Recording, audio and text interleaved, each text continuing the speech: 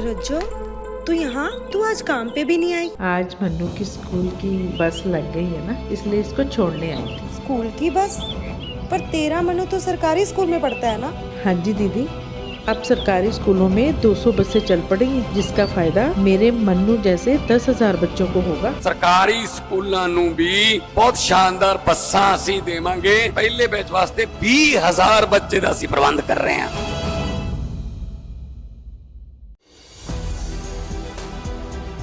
नमस्कार, मैं हूं संजीव श्रीवास्तव। आप देख रहे हैं 4PM न्यूज नेटवर्क।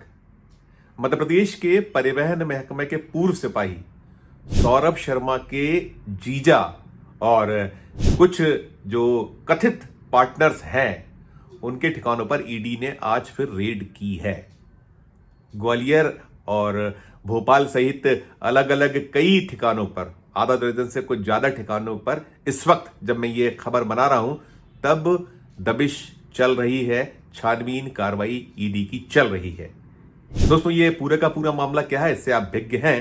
ये वही मामला है, मध्य प्रदेश की परिवहन चौकियों, नाकों पर किस तरीके से एक उगाही करने का मसला मामला है। ये बीते महीने सामने आया था और अब एक महीना 19 दिसंबर को एक सबसे पहले लोकायुक्त, जो मध्य प्रदेश का लोकायुक्त, उसने रेड की थी सौरभ शर्मा के जो कुछ ठिकानों पर, और उसके बाद फिर कार्रवाई चलती रही थी। और उस रेड के ठीक बाद देर शाम के बाद से आधी रात एक गोल्डन कार भोपाल में पकड़ी गई थी। उस गोल्डन कार में 54 किलो सोना और 11 करोड़ रुपए नगद मिले थे।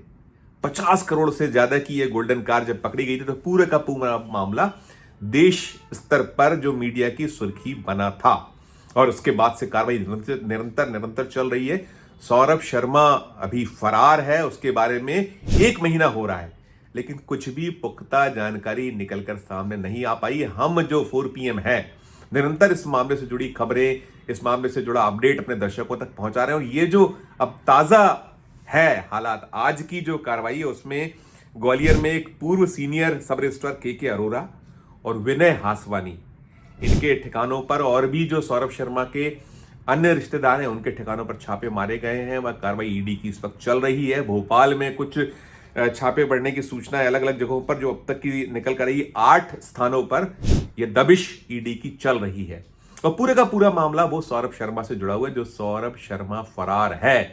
और एक वक्त था जब उसकी परिवहन महकमे में तूती बोला करती थी। कुल 7 बरस उसने अपनी सेवाएं दी, अपने पिता की जगह कंपा नियुक्ति पाई थी। और हाल का मामला है, बीते जब ये मामले को लेकर शिकवे शिकायत हुई तो उसने नौकरी छोड़ दी थी। और नौकरी छोड़ने के बाद वो अलग अलग धंधे व्यवसाय कर रहा था। कहीं वो रियल एस्टेट के कारोबार में शामिल बताया जा रहा था, वो खनन के कारोबार में था, और उसके साथ साथ नौकरी छोड़ने के बाद भी उसका जो जलजला या उसका जो प्रभुत्व था, वो ये जो परिवहन महकमा है इस पर बरकरार था, ऐसा बताया जा रहा है। और अब तक जो कार्रवाई हुई है, सबसे पहले लोकायुक्त ने रेड की थी और बड़ी तादाद में इसके से नगद, 250 किलो चांदी और ये जो 54 किलो सोना, गोल्डन कार जिसमें 11 करोड़ रुपए नगद भी मिले थे, ये इसके जीजा हैं, मौसेरे जीजा विनय हासवानी, उनके एक फार्म हाउस से मिले थे।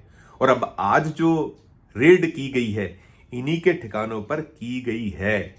और इस समय चल रही छानबीन कार्रवाई चल रही है। और जैसा मैंने बताया कि अधिकांश जो मामला गोलमोल बना हुआ है, अब तक लोकायुक्त ने एक भी गिरफ्तारी किसी की नहीं की है। सिर्फ कुछ देर पहले हमने जो लोकायुक्त के पुलिस के चीफ हैं जयदीप प्रसाद, उनसे बात की थी।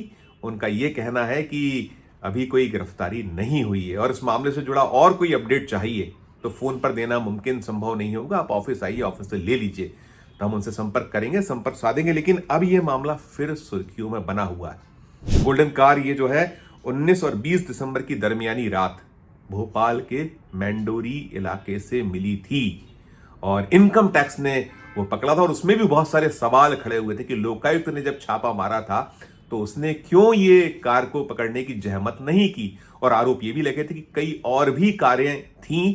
और निकला ये था कि जो ये वीडियो फुटेज, जो CCTV फुटेज निकल कर आए थे, उसमें था कि विनय हासवानी कुछ 4-5 कारों के काफिले के साथ लगातार सक्रिय देखा गया था। और ये जो फार्म हाउस जहां ये कार पाई गई थी एक लावारिस हालत में, ये कार जो थी ये चेतन सिंह गौर की थी। चेतन सिंह गौर के नाम रजिस्टर्ड कार थी जिसमें सब कुछ मिला था।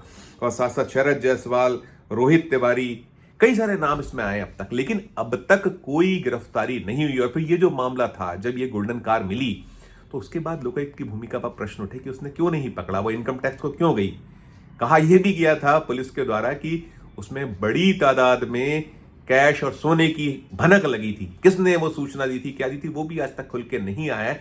कुल मिलाकर चूंकि सत्तारूढ़ दल से जुड़ा मामला है, मध्य प्रदेश में भारतीय जनता पार्टी की सरकार है और ये जो सौरभ शर्मा है, इनकी नियुक्ति को लेकर भी बहुत सारे विवाद बने हुए हैं कि इनको मूलतः जो इनको अनुकंपा नियुक्ति अपने पिता की जगह मिलनी थी वो स्वास्थ्य महकमे में मिलनी थी, लेकिन स्वास्थ्य महकमे ने मना कर दिया था कि उनके पास कोई पद रिक्त नहीं। और बाद में ये तमाम जो नियम कायदे हैं उसे दरकिनार करते हुए इन्हें परिवहन महकमे में नियुक्ति दे दी गई। तो ऐसे आरोप इस मामले में शिकायत इसको लेकर हुई है। अलग अलग शिकायतें, उसमें कई नाम, बड़े लोगों के नाम आ रहे हैं, बड़े बड़े नाम आ रहे हैं। एक सिपाही जो अब तक की कार्रवाई है उसमें जो कुछ दस्तावेज मिले हैं उसके अकॉर्डिंग 200 करोड़ रुपए से ऊपर की संपत्ति होने की संभावना है। हालांकि जो इसका बाजार मूल्य है, बाजार मूल्य संपत्ति का 100 करोड़ रुपए के लगभग आंका गया है लोकायुक्त के द्वारा। उसने 93 करोड़ रुपए की लगभग चाहे कैश हो और बाकी संपत्ति उसका बात कही है। लेकिन जो जानकार हैं, ये जो भोपाल और अन्य जो क्षेत्रों में अलग अलग संपत्ति, अलग अलग पूरा का पूरा ब्यौरा मिला, उसके अनुसार ये संपत्ति 200-250 करोड़ तो बहुत छोटी बात है, ये ज्यादा भी हो सकती है, ऐसा दावा किया जा रहा है, ऐसा कहा जा रहा है। लेकिन कुल मिलाकर ये मसला फिर इसलिए सुर्खियों में है कि अभी जो है फिर जो ईडी ने रेड की, इसके पहले ईडी ने रोहित तिवारी जो इनके जीजा हैं जबलपुर में, वहां भी रेड की थी। और सबसे पहली रेड जो है, जैसे मैंने बताया कि लोकायुक्त जो है मध्य प्रदेश की लोकायुक्त पुलिस से उसके शिकायत के बाद की गई थी। और फिर इनकम टैक्स की एंट्री उस गोल्डन कार को लेकर हुई थी जो 50 करोड़ से ज्यादा की गोल्डन कार, जिसमें 54 किलो सोना, साथ साथ 11 करोड़ रुपए नगद मिले थे। और सब कुछ अभी चल रहा है, लेकिन हम कह सकते हैं कि अब तक की कार्रवाई ऐसा सच है क्या, क्योंकि कोई भी एजेंसी खुलकर मीडिया को कुछ भी नहीं बता रही है। महीना भर हो रहा है, ठीक है, जांच चल रही है, जांच में कुछ जो तथ्य होते हैं उनको यदि आगे उसकी कड़ी जोड़ना है तो वो ठीक है, लेकिन कोई ठोस जानकारी, पुख्ता सूचनाएं ना तो लोकायुक्त मध्य प्रदेश के द्वारा दी जा रही है, ना अब तक इनकम टैक्स ने बहुत कुछ स्पष्ट किया है जो उसकी अपनी तंत्र है। और मीडिया को सूचनाएं दी जाती हैं, वो लोग बाकायदा प्रेस नोट जारी करते हैं। ऐसे ईडी ने जो अब तक कार्रवाई की, ईडी की ओर से भी कुछ बहुत ठोस निकलकर सामने नहीं आया, केवल सूत्रों के आधार पर सारी चीजें सामने आनी। और आज भी जो पूरी की पूरी रेड चल रही है, इस रेड में ये निकल कर आ रहा है कि काफी तादाद में फिर कुछ कैश और सोने चांदी के जेवरात, अन्य जो संपत्ति से जो दस्तावेज हैं, वो सब कुछ पुलिस को, जो ईडी की टीम है उसको मिल रहे हैं। उसकी भी छानबीन अभी चल रही है। आज सुबह से अलग अलग जगहों पर एक साथ रेड की गई है। और ये जो विनय हासवानी है, ये सौरभ के जो एक रिटायर्ड डीएसपी रैंक के अधिकारी मुनीश राजौरिया, ये मौसा लगते हैं रिश्ते में, और उनके दामाद हैं ये विनय हासवानी, जिनको वो जो 54 करोड़ रुपए का सोना और 11 करोड़ रुपए नगद वाली गोल्डन कार थी, उससे तार इनके जुड़े हुए हैं। तो कुल मिलाकर ये मामला, ये मसला बेहद फिर सुर्खियों में। और जैसा मैंने कहा, बड़े बड़े लोगों के नाम आए। इसमें यह चल रहा है कि तत्कालीन परिवहन मंत्री और उस दौर के अफसरान और बाद के अफसरान, सबकी भूमिकाएं संदिग्ध हैं पूरे मामले में। तो क्या कुछ वास्तविकता है, ये जब तक एजेंसियां स्पष्ट नहीं करेंगी, क्योंकि मध्य प्रदेश में सरकार भारतीय जनता पार्टी के, केंद्र में जो प्रधानमंत्री नरेंद्र मोदी हैं, भारतीय जनता पार्टी की अगुवाई वाली एनडीए की सरकार है, तो उम्मीद कम की जा रही है। और इसमें यह भी निकल कर आया है, जो राजनीति है वो सरगर्म है, गर्म है। यहाँ जो मध्य प्रदेश कांग्रेस कमेटी के अध्यक्ष हैं, उन्होंने लगातार कहा है कि सौरभ जो ये शर्मा है उसे प्रोटेक्शन दिया जाता है, उसकी हत्या भी हो सकती है, क्योंकि बहुत बड़े बड़े लोगों के चेहरे बेनकाब होंगे। एक डायरी भी मिली हुई है, उस डायरी को लेकर यह हिसाब दिया गया कि 1300 करोड़ रुपए का हिसाब मिला है, ऐसा दावा किया गया है जो जीतू पटवारी है मध्य प्रदेश कांग्रेस कमेटी की। और 2000 करोड़ रुपए का लेन देन उस डायरी में होने की बात है। 66 पेज की वो डायरी है, ये जो लोकायुक्त के द्वारा जब्त की गई ऐसी सूचनाएं हैं। और उसमें कुछ पेजेस जो मध्य प्रदेश कांग्रेस कमेटी के अध्यक्ष जीतू पटवारी के यहाँ तक गए थे, उन्होंने उसको लेकर बातें की हैं। और भी जो कुछ जैसे एक एडवोकेट हैं ग्वालियर के, उनके द्वारा साकेत साहू ने कुछ पेजेस 4 PM को भी भेजे थे, हमने उसके आधार पर बीती जो एक पिछली खबर दी थी, सारा का सारा अपडेट हम लगातार देते चले जा रहे हैं, सूचनाएं पहुंचा रहे हैं। लेकिन कुल मिलाकर जो अब तक का एक्शन है, चाहे वो लोकायुक्त मध्य प्रदेश पुलिस का हो या फिर ईडी का हो या इनकम टैक्स, सब कुछ लीपापोती जैसा है। और इसके पहले भी ऐसा होता रहा है, देखते रहे हैं हम लोग कि जब सरकार से जुड़े कुछ लोग बड़े चेहरे फंसते हैं तो होता जरूर है, लीपापोती के लिए सब कुछ होता है। और अभी भी इस पूरे मामले में कार्रवाई से कहीं संतुष्ट नहीं है जो शिकायत करता है इस मामले के, या और भी जो प्रदेश के वासी हैं और देश में जो लोग देख रहे हैं बार बार इन खबरों को, उनके गले भी बहुत सारी बातें नहीं उतर रही।